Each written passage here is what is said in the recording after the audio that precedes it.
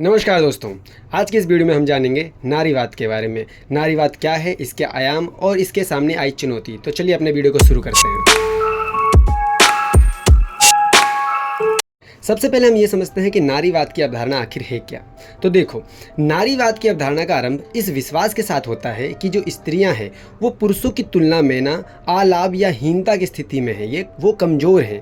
नारीवाद स्त्री पुरुष भेदभाव की पड़ताल के मुख्य रूप से सेक्स और जेंडर के सेक्स और जेंडर को आधार मानता है। सेक्स और जेंडर के बेस पे वो स्त्रियों को कमज़ोर समझता है और पुरुषों को उनसे ज़्यादा ताकतवर समझता है।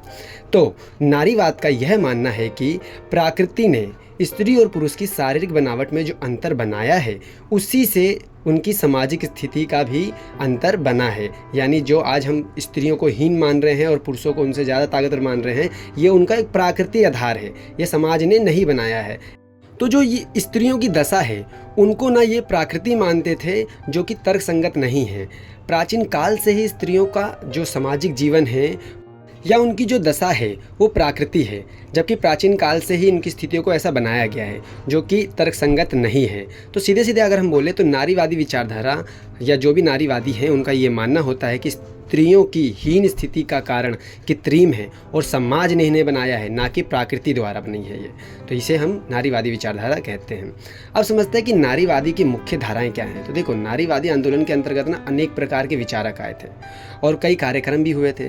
स्त्रियों की असमानता, उनके दमन की स्थिति, उनके अधीन और कई कारणों से उनके समाधान के बारे में सोचा गया कि किस प्रकार नारियों की स्थिति को ठीक किया जाए। तो नारीवादियों ने ना अलग अलग राय रखी है अपनी कि इस प्रकार से नारीवादी नारी की स्थिति को ठीक करना चाहिए। इस कारण से ना अलग अलग धाराएं निकल के आई, यानी लोगों ने अपने अलग अलग विचार दिए जिसके कारण अलग अलग विचारधारा निकल के आई। तो इस प्रकार 3 विचारधारा निकल के आई। जैसे पहला बोला जाता है उदारवादी नारीवादी विचारधारा, दूसरा है समाजवादी नारीवादी विचारधारा और तीसरा है आमूल परिवर्तनीय नारीवादी विचारधारा। इसको एक समझते हैं पहले कि देखो, उदारवादी नारीवादी विचारधारा क्या होता है। उदार नारीवाद जो होता है वो इस बात से शुरू होता है कि जितनी भी स्त्रियां हैं उनकी अधिकारों की वकालत और इनके विचारों की क्रांति के विपरीत कानूनी सुधार का समर्थन करता है। मीन्स कि उनका कहना है, उदारवादियों का कहना है कि अगर उनकी स्थितियों में सुधार लाना है तो कानूनी सहारा लेना चाहिए और कानूनी रूप से उनको सक्षम बनाना चाहिए, ताकि स्त्री और पुरुष के बीच में हम क्या कर सके, समानता स्थापित कर सके। अब हम बात करते हैं दूसरी विचारधारा की। तो जो दूसरी विचारधारा है वो है समाजवादी नारीवादी विचारधारा। ठीक है, तो समाजवादी नारीवाद विचारधारा इस मान्यता पर आधारित है कि जितनी भी महिलाएं हैं उनका उत्थान, उनका समर्थन वो इस बात पे करते हैं कि स्त्रियों की समस्या राजनीति और कानूनी रूप से समाप्त हो सकती है। यानी वो मानते हैं कि स्त्रियों की जितनी भी समस्या है, अगर हम कानून का सहारा ले और हम राजनीति का सहारा ले, यानी राजनीति में उनकी भागीदारी को बढ़ाए, तो उनकी समस्या खत्म हो सकती है। उनके अनुसार स्त्री और पुरुष की असमानता का मूल कारण सामाजिक और आर्थिक संरचना है। यानी हमने उसको सामाजिक और आर्थिक रूप से पिछड़ा बना दिया है, जिस कारण से आज उनकी ऐसी स्थिति हो गई है, जो कि एक सामाजिक क्रांति द्वारा ही समाप्त की जा सकती है। जब तक समाज में हम सामाजिक क्रांति नहीं लाएंगे उनकी स्थिति ठीक नहीं होगी। अब हम बात करते हैं कि नारीवाद के सामने कौन कौन सी चुनौतियां आ रही है। तो देखो, नारीवाद के सामने ना कई अलग अलग प्रकार की चुनौतियां आ रही है, क्योंकि प्रत्येक समाज की संस्कृति अलग अलग होती है। इसलिए जो महिलाएं होती है उनकी पराधीनता, उनके शोषण का कारण भी अलग अलग हो सकता है, क्योंकि उनकी संरचना क्या है, अलग अलग है। इसलिए नारीवादी आंदोलन के सामने सबसे बड़ी जो चुनौती आती है व्यवहारिक रूप से, वो है स्त्रियों के प्रति बनाई गई रूढ़िवादी और पूर्वाग्रह अवधारणा।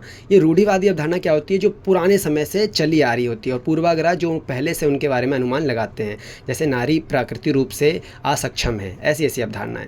तो सार्वजनिक जीवन में स्त्रियों के विरुद्ध इनकी मानसिकता निर्माण हजारों वर्ष का परिणाम है। कि आज जो हमारी इनकी सोच है ना स्त्रियों के प्रति, वो हजारों वर्ष का परिणाम है। हमने हजारों वर्ष से ऐसी सोच बना रखी है स्त्रियों के प्रति।